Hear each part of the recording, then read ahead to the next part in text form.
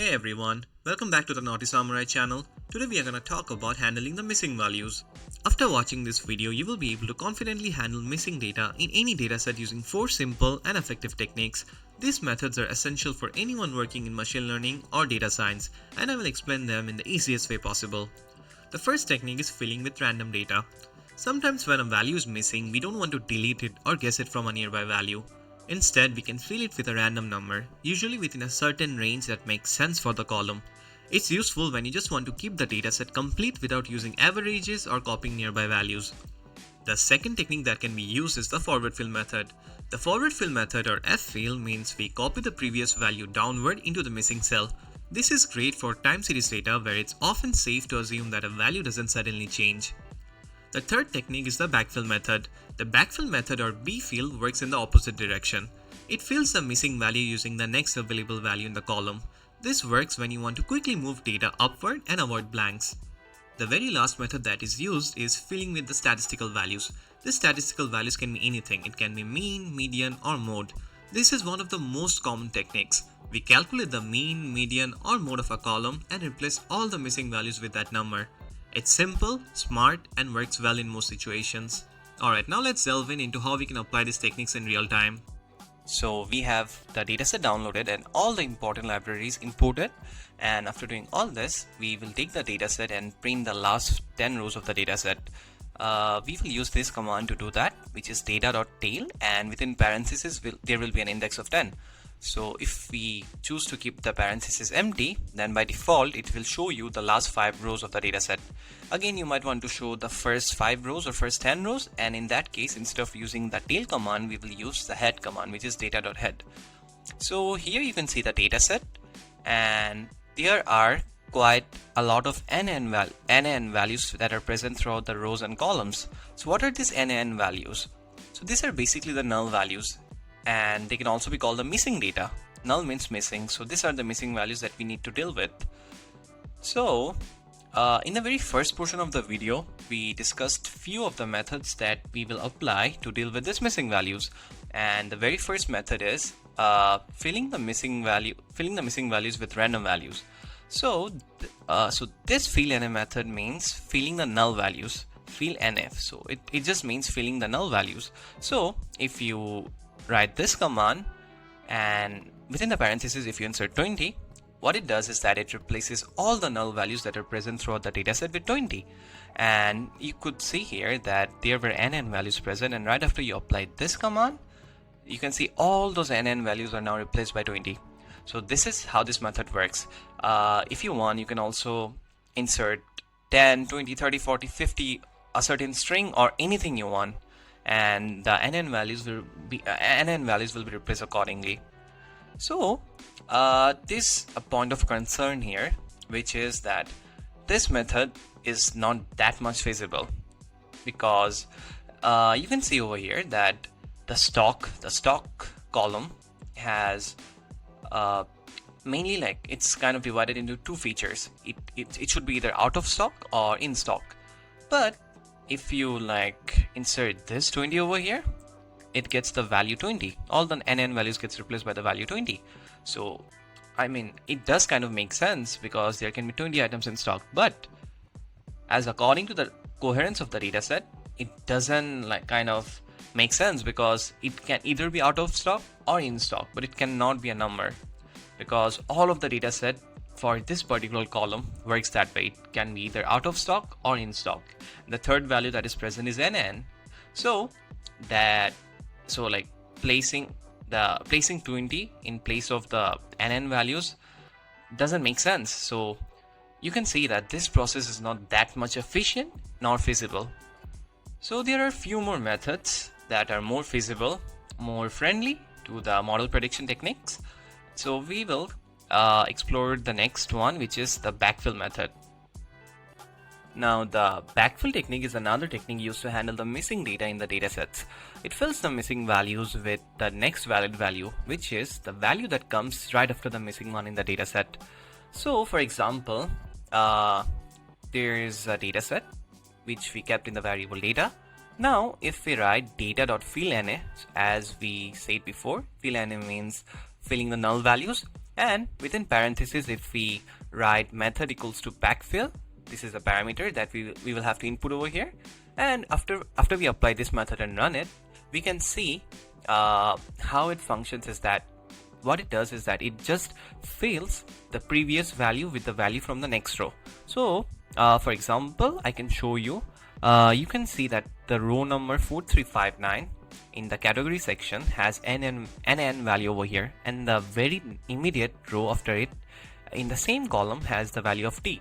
So after applying the backfill method, what should be done is that this NN value should inherit the value from D. So both of this becomes D now, and it goes on and on for all the rows there.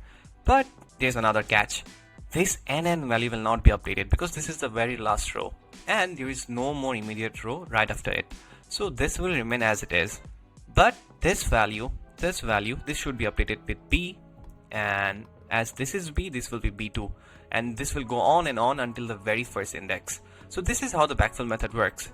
And if you want to see an example, you could see that there was NN value present by default. After applying the backfill method, you can see that this row in the category column inherited the value D, and this 4357 row in the category column inherited the value B. So this is how it works. Again, there is another alteration of it, that which is if you apply the same method and you input another parameter which is x is equals to 1, it does the same exact thing, but rather than doing row wise, it does the same thing column wise. So now you can see over here, earlier the for example, you can see in the row 4353 in the stock column, this row had the value of NN by default, and the very next column after it had the value of 11.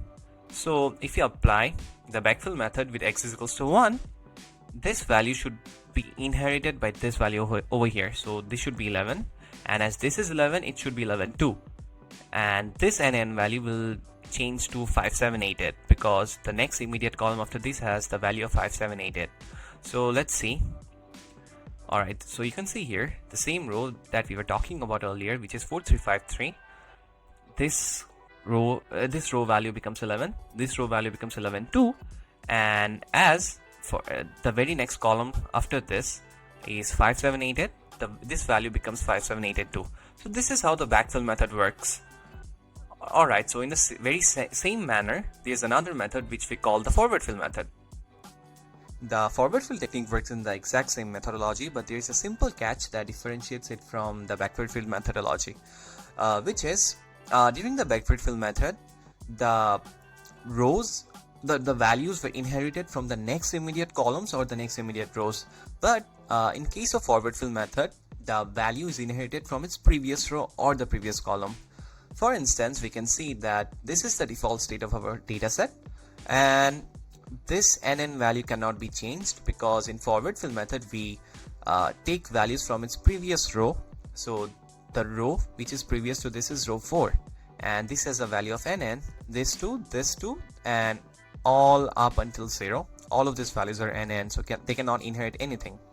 But this NN value over here can inherit the value of A, and it will likely do so after we apply the forward fill method.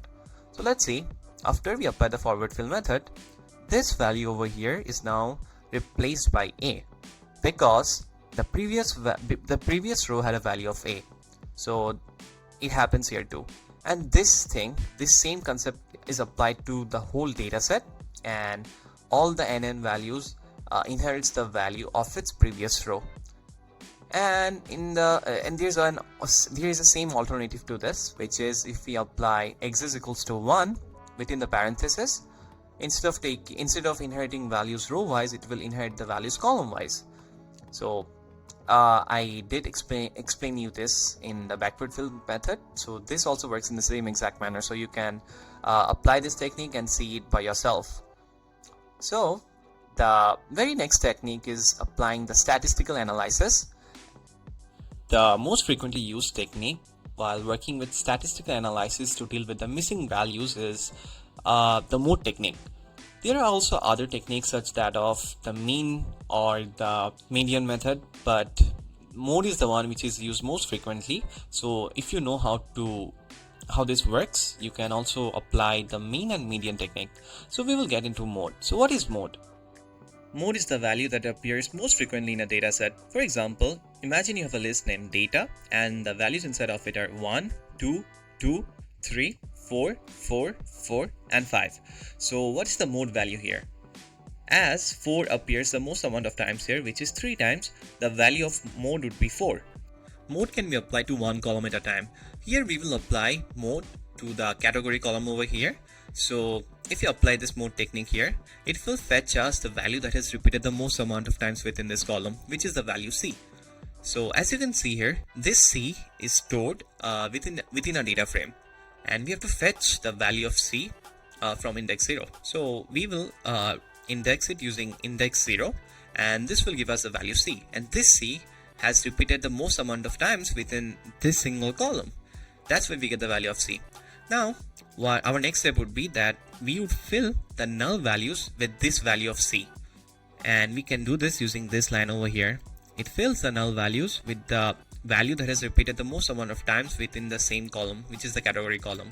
And this in place equals to true thing, what it does is that instead of creating a whole new data set, it will override the same exact data set. So after replacing this null values with the value of C, it won't create off a new data set, but it will override this exact same data set and return us this data set. So this is how it works. And now after applying this technique, you can see that all these NN values are now replaced with the value of C. And out of all the techniques that we saw before, the backward fill method, the forward fill method, and even the filling the missing values with random values technique, this technique is the most feasible one, because we are taking an assumption that as C has repeated the most amount of times within this column, there is a higher chance of the first 7 NN values to have the value C. And even if out of this first 6 rows, even if 3 of them are wrong, 3 of them can be correct too. So there is a higher percentage of chances that our assumption may be true. So this is the better technique that you can use while dealing with most of the missing values. Alright, so the next line, we are working with the categorical columns over here. These are the numerical columns, and this stock and category are the categorical columns. They're also called the object columns. I mean, the data type is object and not number. So what if we want to change more than one column at a time? Like we want to replace the null values that are present in the category column with the value that has repeated the most amount of times in the category column, and we want to do the same exact thing to stock as well. So the value either of in stock or out of stock which has repeated the most amount of times, the NN values in that exact column will also be replaced accordingly. We can do that, and we can do that using applying the for loop technique. But before that, we have to fetch the object columns. And how can we do that? We can do that using this technique, that is data2.select the data types, and we will include within the parenthesis include equals to object, and then dot columns. So this will fetch for us the object columns that are prevalent in our data set. So there are 2 columns that are object type, and the rest are number type. Alright, so in the very next line, we can say that we will apply a for loop in all the columns that have a data type of object, and their respective null values will be filled with the value that is repeated the most amount of times in the respective columns. So after applying this technique, alright, we also wrote in place equals to true. So because we don't want to create a new data set, we want to work with that exact same data set. So that's why we apply this. Alright, now if we run this cell, we can see that all the null values are now replaced. All the null values in this column are replaced by C because it is the most repeated value within this column, and all the NN values present in the stock column are also replaced with in stock because in stock has repeated the most amount of times out of both the options which are in stock and out of stock. So this is how it works. And finally, if you apply data2.isNull method.sum, you can see that category column and stock column has no more null values. so they are brought down to 0. And yeah, this is how we deal with the missing values here. We are done exploring and talking about most of the methods or techniques that are used in order to deal with the missing values. But again, there is one more technique that we did not talk about yet, and as we have already explored most of the techniques, I would prefer not to skip it. So that method works on dropping the rows or columns where the null values are present. So how it works is, alright, first let's generate the dataset again. So this is the default dataset that we will work on, and now the first one would be dropping the rows. And how will we drop the rows with how will we drop the rows where null values are present? It's just one simple line. df clean is equals to data3.drop na. We run it, done, and we display the dataset all over again.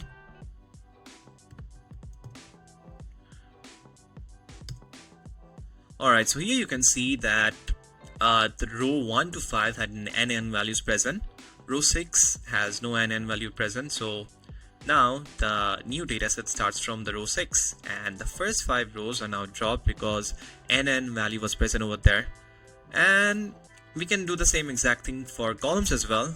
And in order to do that, what you do is, let's go to a new cell, we copy it, and we paste it over here, and we just write x is equals to 1, and yeah, and run it, and we will display the dataset all over again.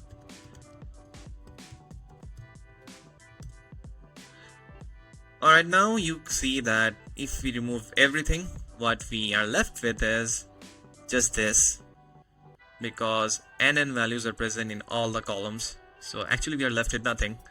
So this is not the most efficient method. Obviously this is not even this is I think one of the worst method to deal with dataset, but I had to show you how it works. So yeah, I think we are done with most of the we are done exploring most of the methods.